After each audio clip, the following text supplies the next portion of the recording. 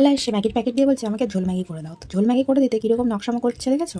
হ্যাঁ, তো hello guys, welcome back to my channel Rani's diary with দিকে। তো বাবার সাথে সকাল সকাল বেরিয়ে পড়েছি। বাবার কাজে যাওয়ার ছিল, বাবা আমাকে বাসে দিয়ে বাবা কাজে চলে গেছে।